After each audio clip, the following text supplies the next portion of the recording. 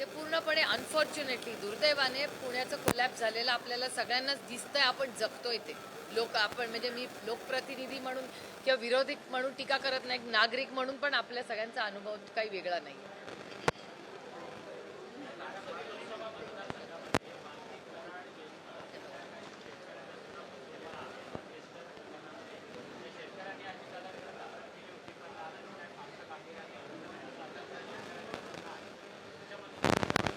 मी आज दुपारी कबड्डीचा मोठा कार्यक्रम आहे बारामतीला 6 वाजता.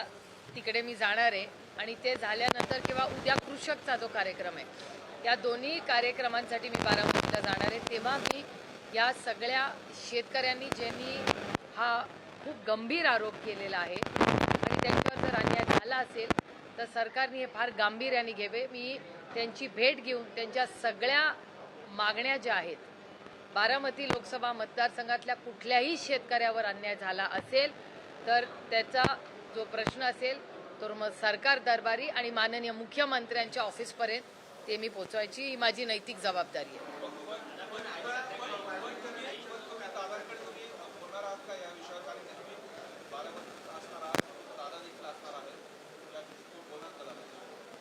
मी माननीय मुख्यमंत्र्यांशीच बोलीन, कारण हे डिपार्टमेंट